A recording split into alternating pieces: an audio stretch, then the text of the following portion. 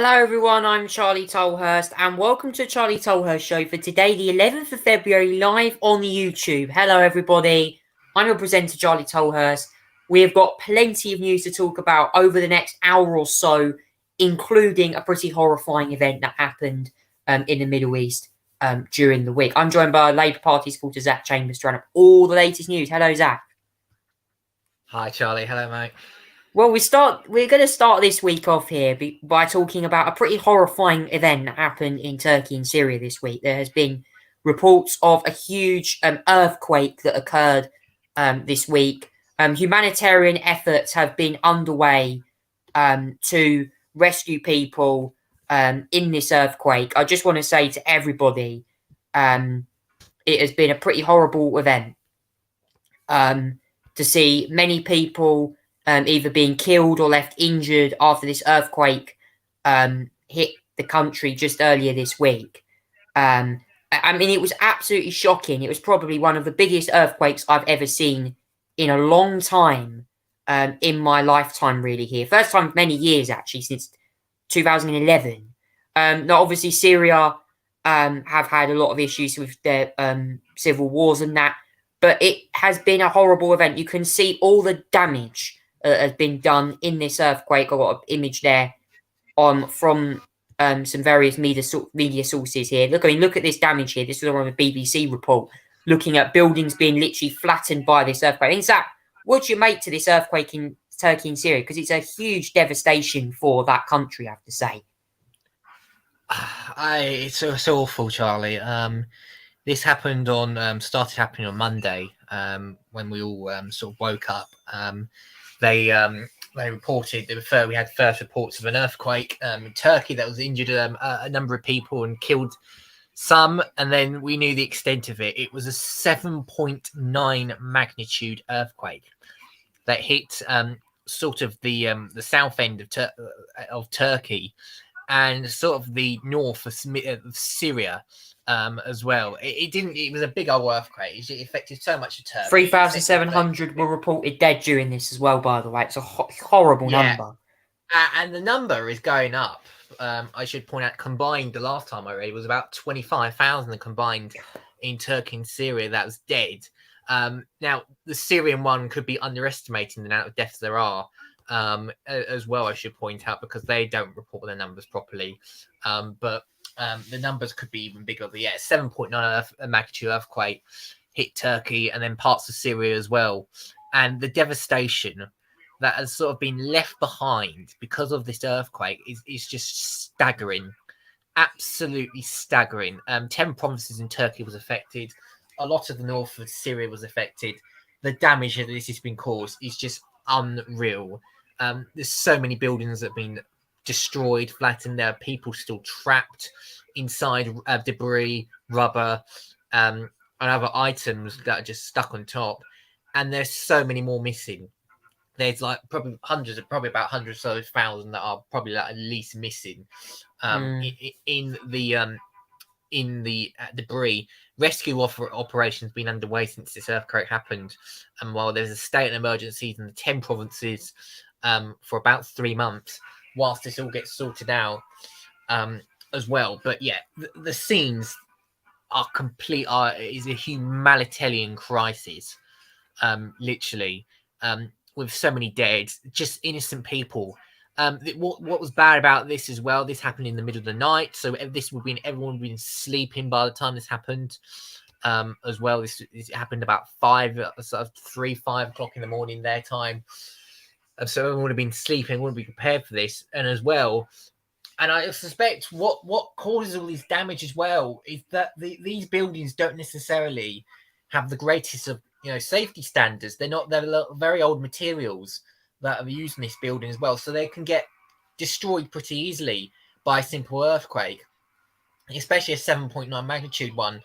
But yeah, it's not just the 7.9 magnitude, I should point out. There's been hundreds of aftershocks since the original earthquake, which obviously destroyed so many things, buildings as well, and killed so many people. There's been aftershocks that we've been rescuing. There's a building that sort of fell over as well, crumbled into 1,000 pieces. But yeah, the community spirit, the international community spirit, is clearly there. For Turkey at least as well. I mean, like there's hundreds of thousands, thousands of volunteers that have gone out over to Turkey in the last week to sort of help with humanitarian aid and crisis, help out with looking for victims, those who are probably still alive. I mean, I've seen examples of like those have been saving babies and like 5-year-old kids that have been stuck in the rubble for like nearly 100 hours, and then came out alive, which is just stunning. It's just so great to see that these, there are at least some that are made out alive, but there's so many that are just not. And this is a crisis on no many levels as well. I mean, the last time I remember an earthquake that's been bad as this was, do you remember the tsunami in Japan? Yeah, I remember that. And I can tell you one thing as well with that earthquake or tsunami in Japan, because if you guys listen to a group called the Black Eyed Peas, that is fronted by will.i.am, one of the most famous rappers in America, and they actually recorded a song called Just Can't Get Enough, which would actually be one of the last songs they'd actually record with Fergie as the lead singer. That song was recorded just about a week before that hit, and it shows you, I think, just how time has moved on since that event actually happened. I feel like that song was actually dedicated to Japan, for that horrible tsunami there, really. Yeah. And it's just I like I said, I never remember something as bad as this since 2011 with the Japan tsunami. That was horrifying things. It like wiped out an island of people then, and now we're back to 12 years later. We're back to another massive earthquake. That's it's not a tsunami, but it still destroys so much land. I mean, Turkey's not not unknown to earthquakes. I mean, it's like in the center of like the earth, which is prone to like earthquakes and everything like that as well. But the magnitude on this earthquake is just simply stunning. It's not been bad since the 90s, where I think it was about 11,000 that died from that. This one's a lot worse, because it's just taken out so many people as well. Now you wonder, like, especially with Syria, how are the governments able to get international aid there? Because they've got sanctions as well on Syria, given the fact that President Assad is a serial abuser in his own country, and there's an outright civil war. The reason why he's not directly sending to the government of Syria themselves, but there's literally community charity organizations in Syria that are used to flow the money in and sort of help out the humanitarian aid. So this is how like Syria's getting some of this money as well. So there's aid there as well. But obviously it's really difficult as well, because they're in many ways it's difficult because the roads are blocked, and some airports are even shut just because they can't get to travel, and the roads are shut, the roads are blocked because of the debris and, everything like that. So it's difficult for the humanitarian aid to get through and everything like that. So I have to say, what we got to all realize in this as well is fair play to those who have volunteered. They should be commended for all the brilliant work they're doing in helping, at least with the rescue efforts of so many people. Whether it's in Syria, there's just where humans are just abused on a general basis in there. Or where it's in Turkey, which Turkey is home to, by the way, the most Syrian refugees. I should point this out. I think it represents like 3.5 million Syrian refugees, fleeing Assad's war. So there's a lot of innocent, lovely people out there that's just been clattered in this earthquake, and the world should be continuing to support them as long as they need. Obviously, it's just so many headlines at the moment, that could get around the world that's sort of depressing, but with a little bit of positivity and spirit, we can give a little something, and there's so many organizations out there at the moment that are helping with this crisis, and if anyone finds a little bit of time to sort of donate, please feel free to.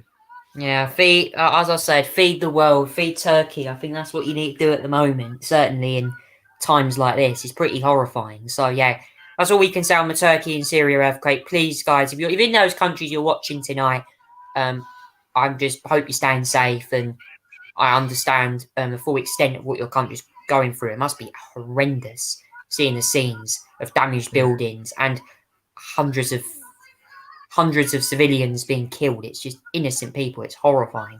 Probably one of the worst disasters in a long time. So that's all I can say. Now, the second part of the hot headlines tonight on the Charlie Tolhurst Show live on YouTube, we're going to be talking about fighter jets now, because Volodymyr Zelensky this week, the Ukrainian president, has been across Europe. He's been here in the UK. He's addressed Westminster, House of Commons, I think both houses of Parliament in the Commons and the Lords this week, where he wanted countries to send fighter jets to help with his war in Ukraine as President Vladimir Putin of Russia continues his barbaric invasion of the country, as Putin has continuously used drone attacks this week in Ukraine to try and wipe out Odessa's ports there as well. Now, we've learned this week that some countries have been a bit reluctant to send fighter jets. We know that America, Joe Biden, the President of the United States, has been a little bit reluctant to send over. However, though, Rishi Sunak the other day wasn't leaving it off the table. He wasn't ruling it out. I mean, Zach, what have you made so far to this fighter jet debacle in Ukraine? Yeah, so it's interesting because obviously you've seen Zelensky this week in the United Kingdom, in Paris as well, and I should say in Brussels, where EU leaders have done a summit with him, and he's addressed the parliament there. But yes, he's been on a bit of a tour this week as well. Obviously, not revealed until the day of the arrival due to obviously security reasons and all that as well. But yes, Zelensky has been in the UK. He's met Rishi Sunak. He's met, obviously, discussed cooperation as well. He's addressed Westminster Hall, which is home to the House of Commons and the Lords, as well. Well, obviously, really important to address there. And as obviously, he's been in Brussels and Paris to talk with Emmanuel Macron. Olaf Scholz has also been there as well. To the criticism of from Giorgia Meloni as well, the Italian Prime Minister, I should say, though, who criticised some of the appearances by Olaf Scholz together as well with Emmanuel Macron. But nevertheless, as well, I suppose the one that really wasn't feeling Zelensky's visit was Viktor Orban. You may have seen a video of the EU. The leaders of the European countries in the European Union sort of greet him, and then Viktor Orban was sort of in the background, just standing there, not even applauding.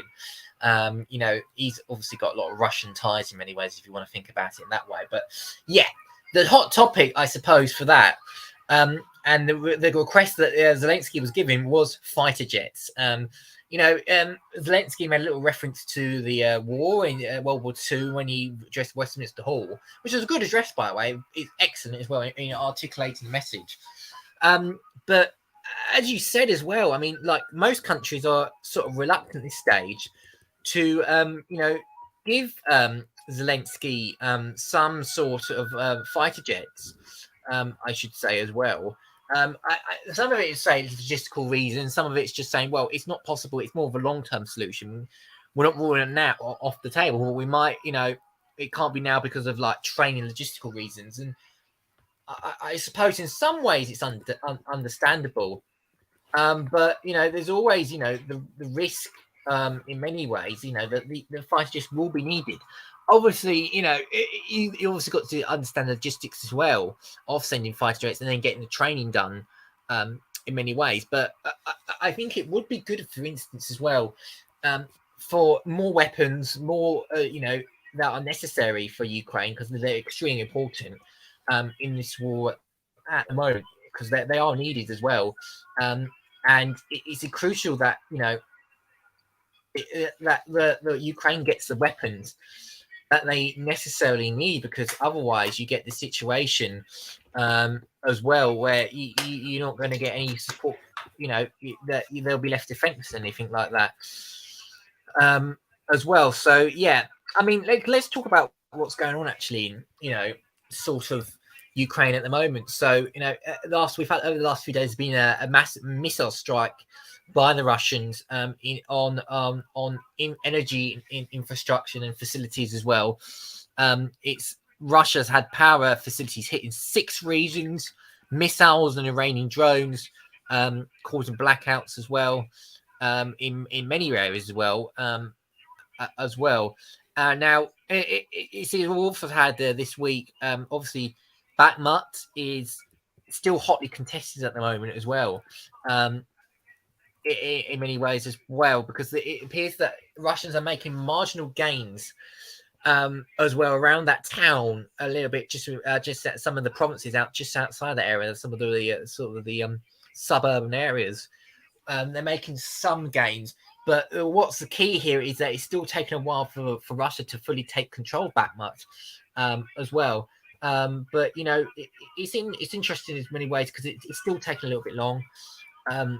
And in many, it's also the sort of the pretext as well, because you may have seen quite a lot of reports over this week that Russia are preparing for a new offensive in Ukraine, potentially within the next week or two as well. Now, I believe from what I understand, this will be around the Luhansk and Donetsk regions as well, where they're planning this offensive. They are mobilizing so many troops at the moment to be able to go into Ukrainian borders and make an offensive there to take control of the areas as well. But in many ways, but yeah, it's also whether they have the ammunition to be able to do their offensives will be another thing. I mean, you may have seen that also the leader of the Wagner group which is also basically a pro-Russian sort of group of war machiners that sort of helping Russia in the war. He said it could take Russia 2 years to fully control the Donetsk and Luhansk region in eastern Ukraine. If that's the case, is that coming? It sounds like this army that Putin's got is worse than Hitler's army here. I mean, Jesus. Yeah. So I mean, the leader said if we have to catch the Dnipro, it would take about 3 years. So the plan is obviously to get Donetsk and Luhansk, and then go through Dnipro again, which, by the way, the Ukrainians retook a while a while ago as well. But this is obviously going to be part of the wider offense. But if this is going to be like 2 to 3 years to complete their aims, then it's just proven how Russia is still struggling as well. And another topic that's sort of come under this week as well, we should point out, is Russian athletes potentially completing the 2024 Olympics. Something which I might say do not support at all, because it will be a promotion of Russia's war efforts on the world stage as well. I mean, there's still discussions going on about that. I hope they don't take part, but it'd be ridiculous if they do. But yeah, it's the battleground's still hot in Ukraine. There will be another offensive on the way soon. Where how well Ukrainians can hold that ground would be sort of one to see. But yeah, let's see if Russia can learn from their lessons the first time round, which I hope they don't in many ways. And if this sort of offensive happens in eastern Ukraine, how well they can sort of hold up this time. I mean, the Wagner troop are trying to help them in some ways, but whether they're making substantial progress will be seen to be another thing as well. I just don't know whether this is going to work or not. I mean, they've not been very good at some of the offences so far. I mean, some of these offences are taking so long to even do. They're just make themselves redundant as well, because their offences are not very successful. They're slow. There's not much land being gained at the moment. It's obviously still winter. But as we go through the next couple of months, it's obviously going to be crucial to see which area is sort of under control and Ukraine as well. So yeah, a busy few weeks I think ahead as well, with a new offensive on the way, and still discussions to be going on in that support about long range missiles and fighter jets, which could be interesting.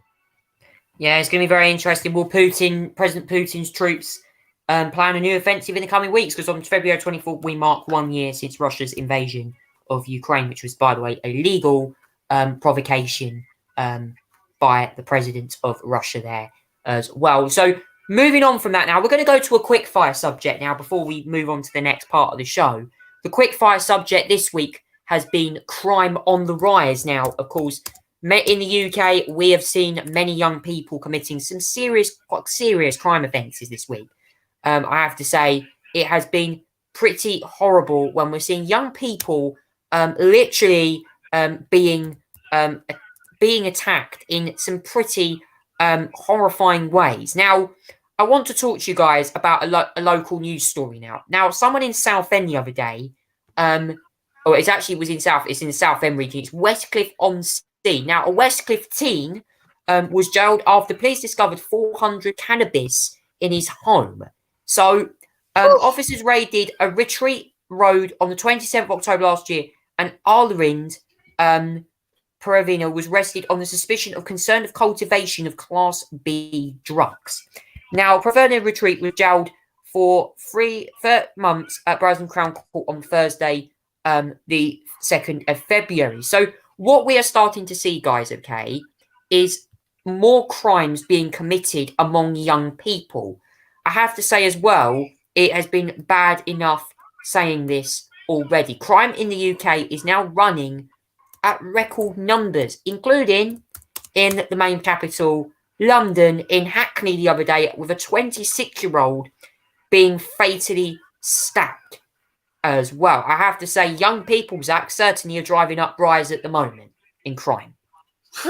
Yeah, absolutely. I mean, no, the young generation could be like a really good generation where they just grow up, be fun, do good things, maybe a little bit silly now then, but then they have to resort to crime. And this example of a 400 plant cannabis farm. How does this bloke buy 400 plants of cannabis? I do not know. He must have a lot of dosh of money to be given that 400 pounds of 400 plants of cannabis. It's just too much. I think it's way too much. How much time does this guy find to do 400 plants of just drugs? It's just sad, really, that they find all this time just to grow all this rubbish in many ways as well. So this is on the this is actually a story that was from last year. Actually, it is on the 27th of October. He was actually jailed for a year and 3 months on the 2nd of February, actually, as well. They had a street value. They had a street value of £250,000 of drugs in that secret area as well. And obviously, people use cannabis anything as like to commit crimes and anything like that. Put drugs in the system to to be a criminal on the street and everything like that. But yeah, it's just sad, really, that people, for their own dosh and for their own money making scheme, that people use cannabis, just to grow their just rubbish, really, for £250,000 and a year and 13, a year and a month. It's a lot, I have to say, for this 19-year-old. But hopefully you can use this year and month to sort of get out of jail and realise that growing cannabis is not going to make you money quick. In fact, it's going to make you lose all that money and get more time behind the bars. Yeah, there's a lot of young people that are going out on the streets. I thought I'd mention this on my show tonight because crime among young people is going up now. And I really want to be aware that local leaders need to address this issue immediately. Tougher powers need to be put in place. And I think that is what needs to be happening as well. Moving on now to a look back in history, a slightly different look back in history now tonight, because we're starting a new series on music. Yes, musical artists.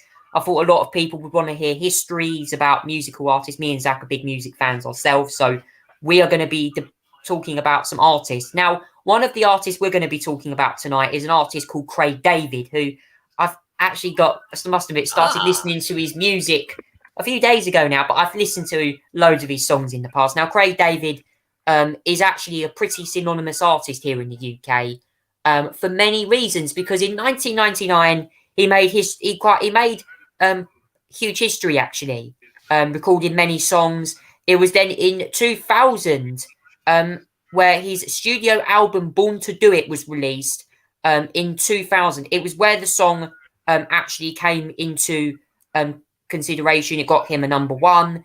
He came to fame in 1999 featuring on the single Rewind by Artful Dodger, which was a song that a lot of people do remember. Bo Selector, of course, back in the day.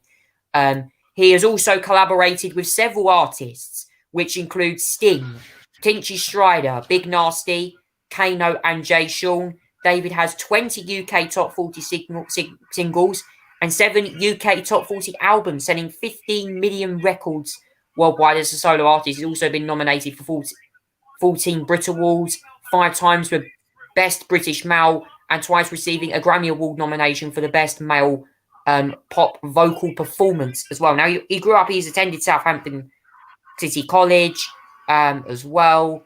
He was bullied into other students at school. He wrote a song called Johnny in 2005 about his memories of being bullied. Craig David has actually recorded so many songs, by the way, in the garage kind of style of music. You know, like he's done garage, he's done rhythm and blues, R&B. He is a very, very successful artist, and I think what Craig David really symbolises is you can have, no matter what you can be, you can deliver. He is probably one of the most underrated artists out here. That's why I'm talking about him tonight, because Craig David, for me, has been on a roller coaster of a journey since releasing the first album, Born to Do It, all the way even to doing hits of the modern day. Of course, you might actually know Craig David's actually heading to Bahrain to headline the concert ahead of the opening F1 race next month, which will be very interesting to see as well. But he has been literally on a mission. One of my favourite Craig David songs is actually Ain't Giving Up. That's a huge hit with a collaboration with Sigala as well. So there was plenty of artists. I think it was in 2015 that song was released, I'm pretty sure.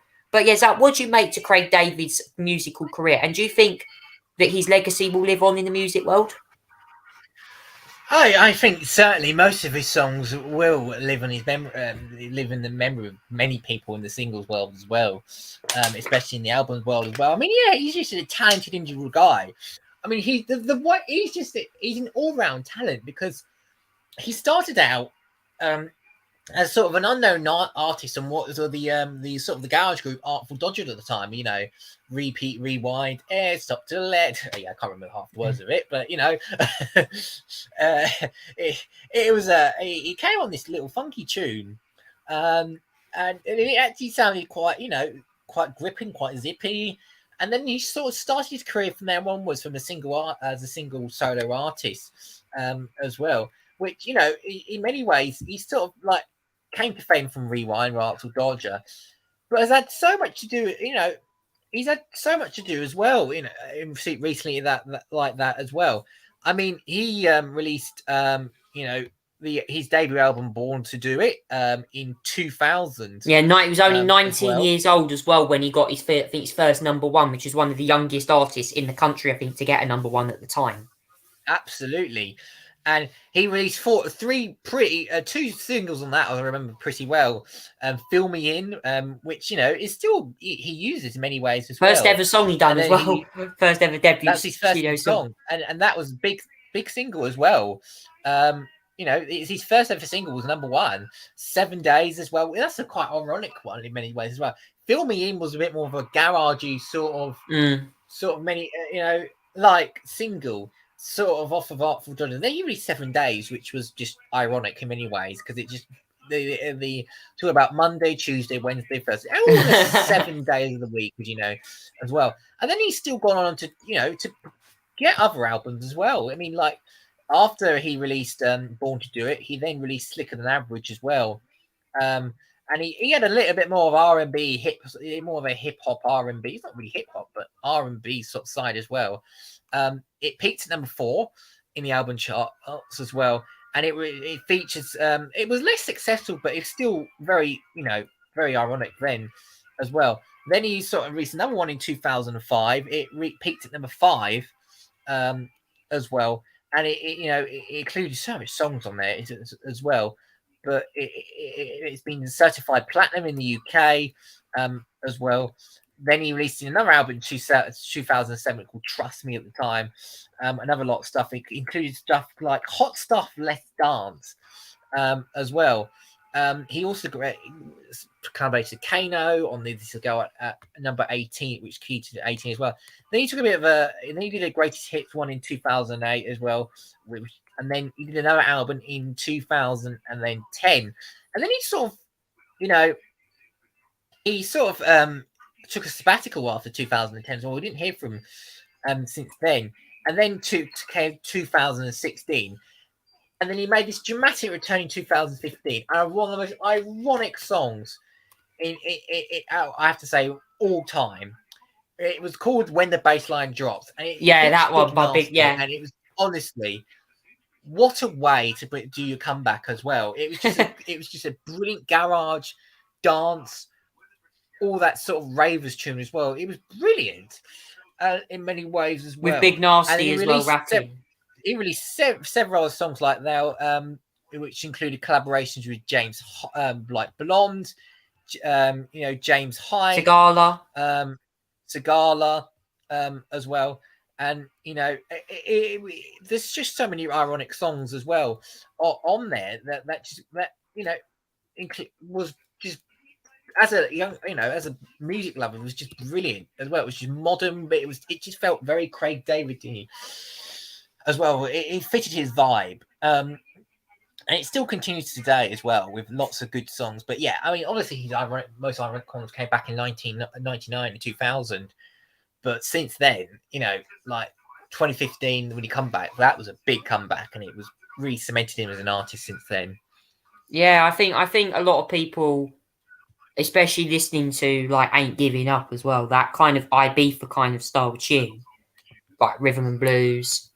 It, for me, highlights Craig David's importance in music. The fact that he can sing any style, anywhere, and you also have to think about the times when he's been on the like Radio 1's Live Lounge as well, performing. You hear the way he sings, and I can visualize him as this kind of very sort of like controlled individual, very controlled vocal lengths, very controlled tone, very controlled in terms of stableness in his posture, that makes him very, very capable and confident of singing, which in rhythm and blues is quite a difficult thing to do. And he's got that delivery that I think a lot of people have, Zach, that not a lot of artists really seem to have in this modern day. Yeah, absolutely.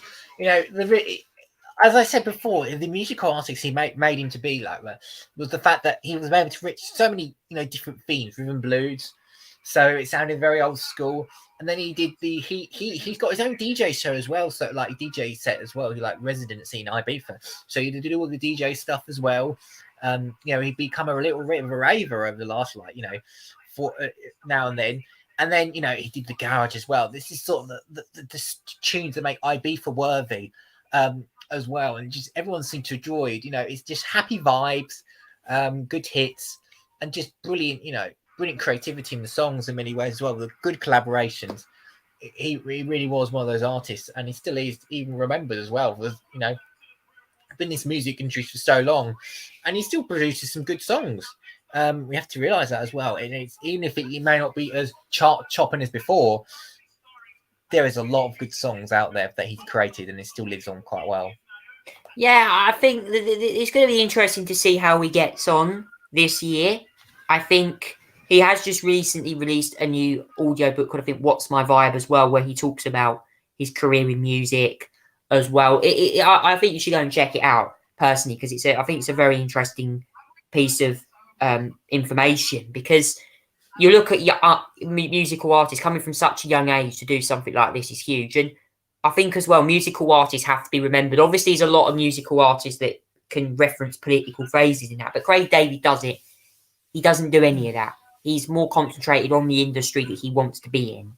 And I think as well, looking at musical talents now, Craig David will be, in the eyes for many young people, the gateway to their music career. If they want to go into this industry. I know a lot of young people listening to Craig David at the time, particularly in the late 90s, early 2000s, and even now, I would say, there's a lot of young people that listen to him, call him the most underrated singer in this country, probably ever. I think he's got to be deserved. So, Craig David, we salute you. Please comment down below, guys, what your favourite Craig David song is as well. I'd love to hear from all the listeners who are watching my show live on YouTube tonight, what your favourite Craig David song is as well. I certainly know what my one is. I think my favourite one probably is going to be 7 Days and then Ain't Giving Up. I would say, just based on the way that it was all laid out on that music video. But if you've got favourite song? I'd like to hear it. Comment down below. I'd like to hear it as well. This is the Charlie Tolhurst Show, live on YouTube. We are heading into the look of the sports news now, talking about all things sport. We're going to start off by talking about the Premier League football, which is taking place, which took place this weekend, with some pretty interesting results, should I say. Let's have a look at the results now. So we've had plenty of matches today. Let's go through them. And we're going to start West Ham and Chelsea drawing 1-1.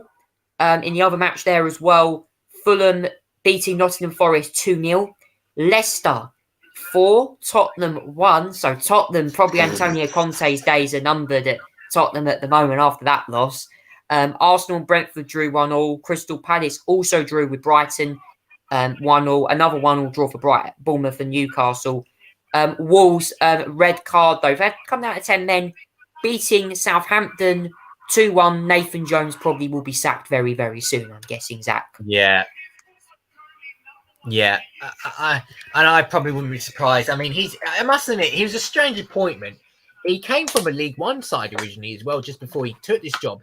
So to jump it from League One to to Premier League is a big leap, and I just feel like it's been a bit of too much of a leap for him, unfortunately, at the moment. So yeah, it's unfortunate from that perspective for me that he took that big of a leap as well.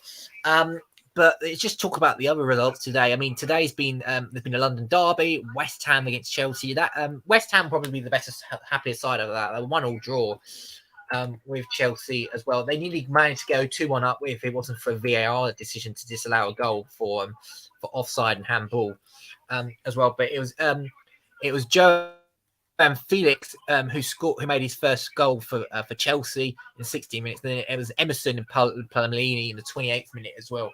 That drew it level for West Ham. As I said, a 1-1 draw overall. It's I say West Ham will probably be happy out of that as well.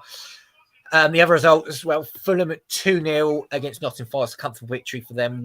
It was Willian who scored the 17th minute, and then Manu Solomon was on the 88th minute as well. That was a good result for Fulham and continue their very good run there. In fact, they've managed to get the most points out of a promoted side for perhaps for the first time ever, I should say as well.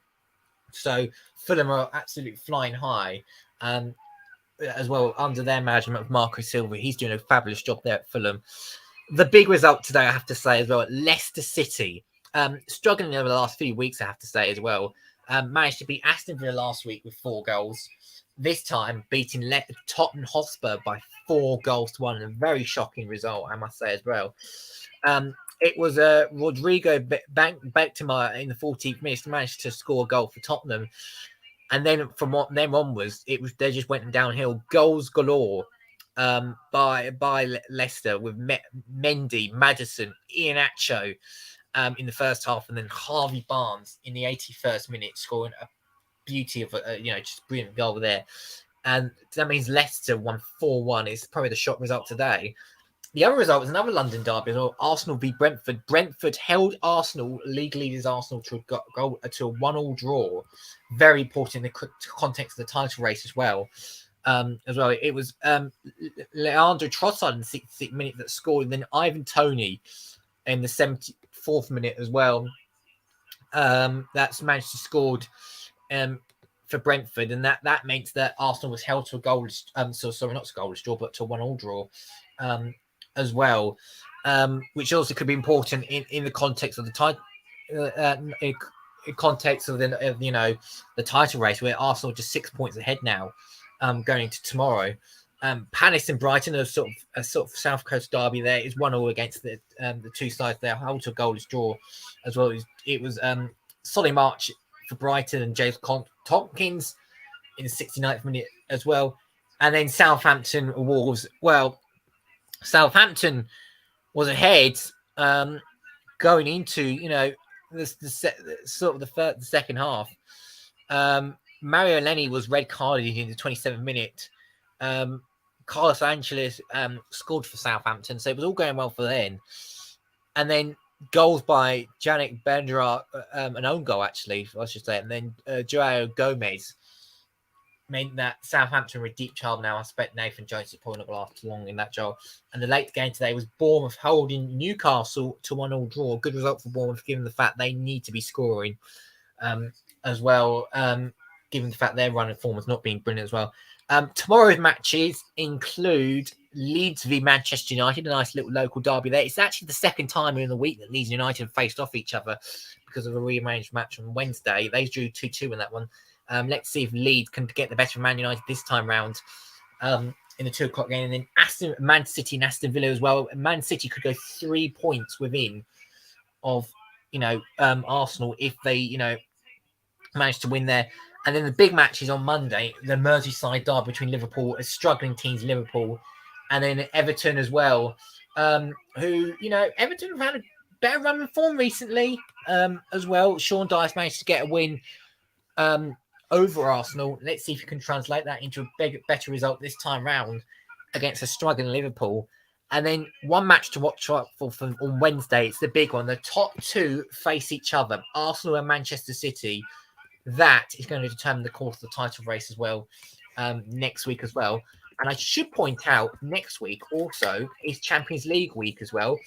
It's the first leg of the round of 16. It will be AC Milan v Spurs on Tuesday, Dortmund v Chelsea on Wednesday, and then the Europa League, it's Barcelona against Manchester United on the Thursday in the Europa League as well. Big set of matches over the next week, you have to say as well. Big matches on Monday, Tuesday, Wednesday, and Thursday. It's going to be crucial in the context of the title race and getting in to European football. Yeah, plenty of football action coming up. We'll keep you updated with all the latest news as we get in on the football results. Now, all I can say is we have got some more motor racing news now to announce because it is Formula E weekend in India. Unfortunately, guys, I've actually completely forgot Formula E's even been on this weekend because I've been so busy glued to the Formula One launches. I will be watching the highlights later on, though. I will be saying that for one thing. But finally, a win for DS Penske after a pretty awful start to the season. It was Jean-Eric Vergne, the former Toro Rosso Formula One driver, who took the win in Hyderabad in India. And the Frenchman was back to winning ways for first time, the top step the podium this season. That was in season 7 in Rome. He won after making up his way to the front of the pack on lap 15, the double champion, sweeping by Sebastian Buemi at the hairpin after the Jaguars had removed one another from the equation 2 laps prior to claim the win. Zach, what did you make to this Formula E race in India? I have to say it was a very eventful race, I should say, as well. But yeah, I mean, the top 2, Wehrlein and Jake Dennis, nowhere to be seen this week. They're at the back. In fact, Hughes and Dennis both had issues, I should say. One broke down, the other got whacked into on the rear end as well, which is obviously not the way to be going around, in this short. But yeah, this is the first race in India. I have to say, it reminded me, looking at India as well, the track reminded me a little bit of a sort of a electric version of Saudi Arabia in many ways. It was fast, there was a few bends, but, it was actually quite a good result. And it resulted in Jean-Eric Vergne just holding off Nick Cassidy for the victory as well. Jean-Eric Vergne just managed to get his managed to stay with enough battery to get over the line and just to finish over Nick Cassidy, who was absolutely fighting for the win over Jean-Eric Vergne. At the very end of the race as well, it was very close there, I should say, as well. But yeah, it was close to the as well. And then behind him, Antonio Felix da Costa was also pretty much stuck up as well in this, train of battles at the front. He managed to finish 3rd in the tag hall. Pascal Wehrlein, who's been on consistent form this season so far, finished 4th. Sergio Seticameron 5th. Oliver Roden 6th. Norman Matter 7th. We got the fastest lap as well. Many of these drivers, by the way, came from the back, so it's a really good result for them. Stoffel Van Dorn 8th, Andrew Lawson 9th, Eduardo Mortara 10th, Nico Muller 11th, Sasha France Sasha Fanestres Fanestres. wrong. Fanestres as well. Very unlucky, I should say. He was in the top 5 for most of the race, and then got caught up by incidents as well that involve Mitch Evans and Sam Bird and Kevin van der Linde. That meant that he got caught out. He managed to clear some ground behind the safety car, but yeah, it was just unlucky for them as well. Maxine Gutter managed to go through his way through the course, got caught up as well in 13th. Lucas Grassi 14th. Sebastian Brummy originally finished in the top 5. He finished 3rd actually originally, but then got a drive-through penalty for, I think it was an abuse of battery as well, which meant he went from 3rd to 15th. Because of the way the field was so tight, he managed to go from 3rd to 15th. Very unlucky for him, but he looks like he got caught breaking the rules. Jake Dennis, well, again, he was in the top 5 and then got kicked by Sam Bird later on as well. And then there's DNF to Dan Tictum, Jake Hughes, who crashed, Mitch Evans, who also had issues as well. He started on the pole. Just managed to have issues. Kevin van der Linde also having as well. Sam Bird, who took the blame on his first incident, and then Rennie Rast, who bizarrely crashed as well. So, but yeah, that was an eventful Formula E race, I must say, as well. But in terms of what it means for the standings, Pascal Wehrlein has a 22-point lead over Jake Dennis now because of the result of Wehrlein. So he's in the hot seat at the moment, ahead of John O'Byrne as well, who's still 31 behind Jake Dennis. So Pascal Wehrlein's got a big advantage at the moment in a tighter race. But whether that lasts or not remains to be seen as well. I should point out the next race, it'll be round 5. We're back Cape in there Town for is 2 the weeks' next time. race. That's on the 24th of Feb. It's new race. It's Cape Town in South Africa. That's going to be holding this race as well. I'm looking forward to seeing another new circuit on Canada, I should say, as well. It will be a 2.94 kilometer circuit, just outside the football stadium as well, I should say. But again, it looks like another fast circuit with a few chicanes as well, I have to say as well. But yeah, it looks like it's going to be like the Indian one, where it's fast, it's flowing, and a lot of activity could happen. The pit lane is interesting as well. If you have to go through the pit lane, then you're going to be losing quite a lot of time, I should say, because the pit lane is very long and windy. It's been in between the stadiums as well, I should say. But yeah, it's going to be a very interesting circuit to watch out for as well. It's going to ride through Greenpoint, and it's going to be 2.8 kilometers, 12 track, 12 turns as well. And I expect it'll be another entertaining race when we go to Cape Town in 2 weeks' time. They obviously love using World Cup stadiums, don't they? 2010, of course, was the last time South Africa hosted the World Cup. So Formula E will be heading to South Africa for the next race of the season. Now, before we move on to Charlie's good news regarding The Apprentice, I have some news to tell you guys because the NASCAR Cup Series season is very, very soon going to be getting underway. Because it is, of course, the other week we had the Busch Clash at Daytona. Not at Daytona. We had it at Los Angeles Memorial Coliseum, which was where the first race was. I don't understand why it says Clash at Daytona on there for some reason. No, I don't understand. But yes, that. Martin Truex Jr. taking the winners for this race because the Daytona 500 is going to be on the 19th of February. It's not that long away now. Plenty of news will be on that next week when we announce the results of what could be a very interesting race. But Zach, some of the new teams and drivers out now, it looks very interesting, doesn't it? Yeah, I mean, let's just talk about the Clash because it was again a very interesting sort of race. It was actually more, more interesting compared to last year's race. It was also under lights as well, and there's a lot of more action as well. Denny Hamlin is sort of one of those that criticised the race as well. He said it was clashed between a final between entertainment and racing as well in many ways. But yeah, it had 16 cautions in the main race. It all but involving at least 2 cars. Kyle Busch labelled the race a disaster due to disrespect from everyone of just about driving for each other. But yeah, it was absolutely mental as well. It was 27 cars as well. And yeah, it was crazy. Really, it was. It was complete and utter crazy race. But it resulted in Martin Truex Jr. being the overall winner of this race as well.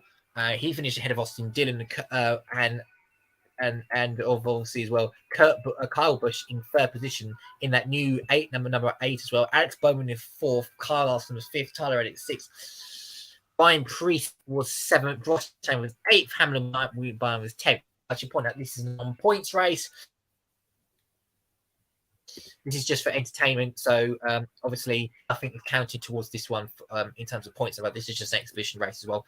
You had to race your way into the clash as well. But yeah, it was chaotic in many ways as well.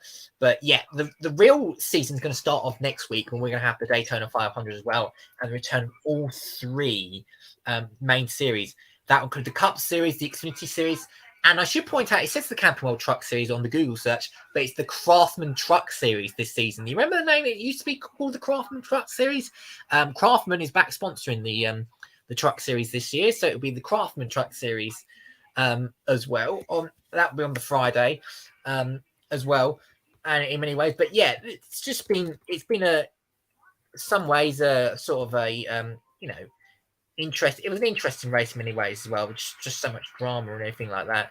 And there's always a bit of bad blood I have to feel with between some of the drivers that are all slagging each other off, given the fact of so much incidents as well. But yeah, there's been there's been a few changes obviously as well. Like Ty Dillon has not returned to the 42. Noah Gragson replaced him as well. Kurt Busch is not running full time this season. Tyler Reddick is as well moved to Richard Chiltis in place of Busch in the 1945. Eric Almirola has retired full time as well. Kyle Busch has obviously changed into the 8 car as well. He left Joe Gibbs as well. Ty Gibbs is in replacing Busch as well. And we've seen that recently that front row is tempting Zane Smith in the 2023 Daytona 500 and some of the races as well. I believe that I read that Conor Daly's going to be starting the Daytona 500 as well somewhere. I don't know which one, where he's going to be starting that as well. So he's going to attempt the Daytona 500 as well. He announced that he's going to be, I think he's joining as well. On the Daytona 500 as well, which is going to be interesting. Obviously, Conor Daly's that obviously a NASCAR driver. He'll be racing the 50 number machine as well. But yeah, and he's going to go into that car with no practice whatsoever as well before this event. So this is going to be a big, good attempt for him in many ways as well. But yeah, good luck to him. But yeah, the season is going to get properly underway next week with the Daytona 500 as well. On the Sunday, the Xfinity race will be on the Saturday, and the Truck Series race will be on the Friday. Well, there will be the duels that will set the good for the 500 on the Thursday as well. So a lot of NASCAR action ahead. Yeah, plenty of that ahead. And that will be kicking off next Sunday, Daytona 500 live at Daytona International Speedway in Florida for the first round of the championship. Now, time for Charlie's good news now. The corporate away days for The Apprentice have finally finished. I watched the episode just before I come on air so I can tell you all the news that you need to know. Reese Donnelly did not actually make that trip to Dubai. Lord Sugar announced in the boardroom that Reese has subsequently left the process for an unknown reason. But are me and Zach going to quash rumours on this show? We're not sure on that at the moment. Probably not. But what I can tell you was that it saw a task where both teams had issues with their away days. Of course, there was 2 project managers and not exactly going plain sailing. One team went for like this camel ride and then had a kitchen nightmare in which their scalpies or something were not served correctly, which resulted in Joseph becoming the latest candidate to be fired. Joe Phillips becoming the latest candidate to be fired from the process. And then the other team, Victoria, kind of made this weird old kind of jet ski kind of experience, and then had a food on a little boat that ended up becoming choppy waters for Megan, and she had to pull out sick, leaving Mark to do all the cooking in the end. So, yeah, Zach, it was an interesting task, wasn't it, for both teams, and some quite huge, should I say, refunds as well for both of them. Yeah, it was incredible the amount of refunds they got, but I have to say, I must admit, I wasn't too keen on either the teams, sort of like, corporate away days. I mean, some of it was pretty good, but some of it was pretty bad, you have to say as well. So they went to Dubai to do corporate ways days as well, but the end result was Team Apex was the one that had a terrible food service. They had really slow food service as well. Megan felt seasick making the dinner, and Mark had to step in, but the clients just weren't happy with that excuse as well. It was a really bad food service as well. And it was main contribution to the clients not being, keen on the actual thing as well. When they got back to the boardroom as well, it was Victoria's team that won. Bringing a profit of £554, 20% refund. Rochelle's team, they went big. They took so much money. They spent so much money, and then spent less of it. Used less of it up. They only made £446 of profit. And then got 60% of the refunds. And oh my goodness me, 60% of the refunds is a terrible figure that should be associated with this team, Charlie, because some of it was shocking as well. At the end of the day as well, it was really badly done, the overall project. And when they got to the boardroom, Lord Sugar ultimately decided that the main blame for what the clients were saying was the kitchen. And Joseph was running that, and he failed miserably, and the clients felt he was responsible for that, so he ended up getting fired as well, which wasn't being really surprised result, to be fair. I mean, I must admit, it wasn't the best corporate away day from either teams, I must say, as well. But yeah, it wasn't the best one, I have to say. I must admit, I wouldn't really want to take part in those corporate away days, because it just wasn't the greatest quality as well. Now, Reese is now, obviously we saw Reese leave the process. He has said it was for health reasons, not as the press speculated getting drunk on a plane. I should point out, but yeah, that's the reason why. If it's for health reasons, and good luck to him, because obviously it's important to leave after health reasons as well. But next week, we should point out as well, next week's task involves creating a children's lunchbox and a new app alongside it aimed at 6 to 8 year olds to encourage healthy eating. That's the task next week. There's going to be total cocks up on that one as well. There'll be at least one firing as well in that one. But yeah, 6 to 8 year olds targeting lunch boxes and an app with it as well. Obviously, digital devices are mainly key in this sector as well. But yeah, it's going to be interesting nevertheless as well.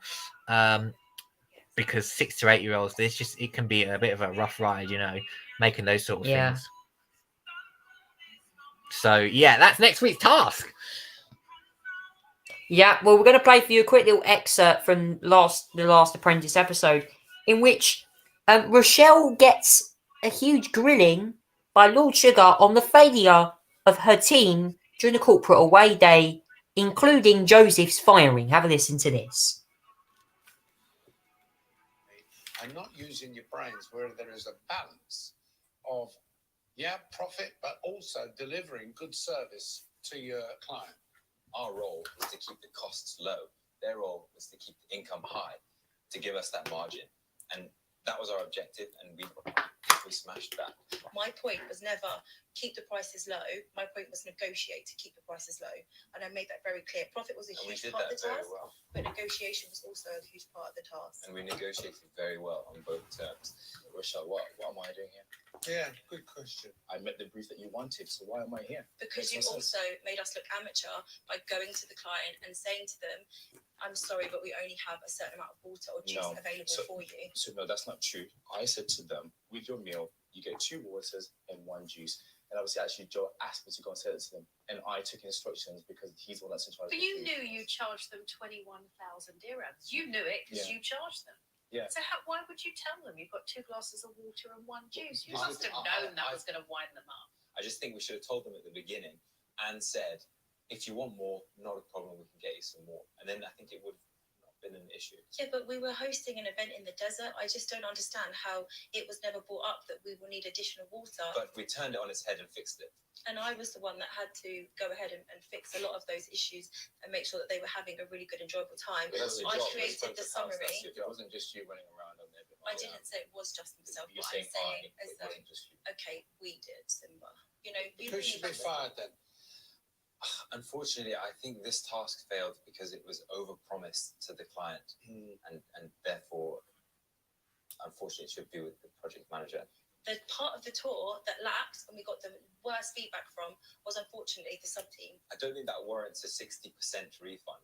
Like, I'm not the customer. No, He's the one no, paying the bill. Yeah, He's the one paying the bill. yeah, You but chose and that that wasn't you the were only going to thing go for he the middle complained option about. and not the highest one. Anyway, look, I don't want to hear anymore. I'm sick and tired of this at the moment. I'm so bitterly disappointed. So this is the way I see it. Rochelle, you overpromised and grossly underdelivered. Simba, you were part of that discussion with the corporate. You must take some responsibility for overpromising. And you, Joseph, well, you were responsible for the kitchen. And ultimately, that was one of the reasons for the failure of this task. But, Rochelle, you were the project manager. And for that reason, ultimately, responsibility of the task lays with you. But Joe, the food was burnt, and it's oh, by the way, you can only have 2 drinks, and the service was poor. So it is with regret, Joe. You're fired. It's been an absolute privilege to be part of this process. So thank you very much. Okay. Thank you. Good luck. Nice. Thank you there to Lord Sugar for that apprentice there. They're back next week making new inventory action, I say, for a children's lunchbox. Would it be Whiffy the lunchbox appearing? Or Larry the lunchbox? We don't know on this show. Moving on now to press preview, which is where we review all the latest newspaper headlines with press preview. Let's have a look what has been happening now. I'm going to go over the front pages now. The Sunday People goes, GPs won't see you as the surgeries are cutting the appointments due to heating bill rises. Yes, heating bills are rising massively. Not ideal as well. The Mirror goes for a TV star's ex-confession as I did cheat on Vanessa again. It comes as Vanessa Feltz has split up with her boyfriend. The Talk TV presenter has spoken out on that issue. The Daily Star goes for the Fuel Monty. You can leave your socks on in that one there. The Independent goes, BBC boss in a cash for Boris Rowell guilty of hiding his role. Says inquiry. Commons investigation accuses Richard Sharp damaging trust in the corporation with significant errors of judgment. Also as well, Sunday Express goes with James Bowler killing must die in prison, says brother. As well, there's also been reports this week of Lee Anderson being attacked by some Labour MPs, interestingly, which was also appearing on many front pages the other day. Zach, what do you make to the latest newspaper headlines? Let's start on the Sunday People, because that's the first one as well. Hundreds of GP surgeries are cutting their hours due to heating bills. if you couldn't get a point as enough as it is, then there's the heating bills problems as well for these GPs who are obviously having to run their services on the cheap, because obviously their energy costs are so high that they can't afford to even run their GP services as well. So if you at least you find your GP, you may not even get a service because number one, it could be so full up, and number two, they just run out of energy anyway. So yeah, that's the state of our health service in many ways as well currently, Charlie. That it's just not about seeing people, but it's also about it's about actually being able to run and afford a building, and many of these GPs can't, and they're having to cut hours because of it, and it's awful. Energy prices are supposed to be going back up anyway in April because the government are going to stop doing their universal energy sort of price cap as well. It's going to be they're going to remove the cap for most of them, and stories like this is not going to help. Remove all the problems in many ways as well. So yeah, this is awful. That these GPs haven't cut hours, and the energy bill price in April is just it's not going to help the situation at all, which is obviously really bad. Now, also this week, the Sunday Mirror has talked about Vanessa Feltz, who's, by the way, a talk TV presenter from 4 to 7 p.m. on the drive time slot as well. And he's talking about Ben Ofoedu's as well. And they had a long time romance as well. But it was revealed that they broke up originally because Ben had decided to have a cheat on Vanessa and have an affair with someone else by having the good ones 3 times with a woman in Ibiza as well. Ibiza and Magaluf, the serial places to go around and lose your virginity. You lose virginity if it's expensive. He also had raunchy messages with an Instagram fan, and he had boozy flirting as well with I should point out, sorry, my phone's going off, but I should point out as well, boozy flirting Butlins in Skegness as well. So, he's the sort of guy that sort of does the dirt on his wife. It's not really good as well. But yeah, it's not very clever in many ways as well. So yeah, it's not a very pleasant manner in many ways, I should point out as well. The Daily Star goes for, the Fuel Monty. Those who dare to bear have been forced to stop stripping off in their homes because they can't afford sky-high fuel bills. Some are even leaving their hats on. I'm not sure what having your clothes on has to do with your fuel bills and energy bills. But yeah, nevertheless, it's interesting that people were having to sort of be clothesless because they they have to keep their clothes on because they sort of feel like it's increasing their energy bills. Not heard of that one before, I should say as well. It's not but in many ways as well, it's a weird story, I should say as well. So yeah, it's a weird story. I was just gonna have to say as well, another weird story from Daily Star. The Independent on the Sunday goes for, interestingly as well, BBC boss in cash for Boris row. Commons investigation accuses Richard Sharp of damaging trust in corporation with significant errors of judgment. This is obviously the fact that Richard Sharp was revealed to be giving Boris Johnson financial advice before he was appointed chairman of the BBC as well, and he didn't declare this as well. It looks like there's going to be a damning report coming out of MPs saying that his reputation was damaged as well. He said that they gave a significant error in judgment by failing to declare his role in facilitating an £800,000 loan for Boris Johnson. It will not ask him to resign outright, but it should consider the impact of his emissions as well on the trust of the BBC as well. I mean, it's not surprising because he should have declared that borderline all right. And this one looks interesting up here. The 15 arrested in a violent Merseyside asylum hotel. Yeah, this is the fact that last night in Liverpool, there were far right protests outside this asylum hotel, where I think they were housing asylum seekers in this hotel. Obviously, the anti-immigrant lot decided that they thought it was a complete disgrace, and decided to use violent tactics to make their point as well. And they decided to riot. I have to say it was totally idiotic behaviour by these far right protesters.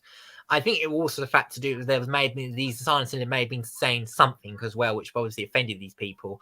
But nevertheless, it was totally inappropriate for these, rioters around to go around looting and trying to damage the building as well. These asylum seekers stay. It's a disgrace, I have to say as well.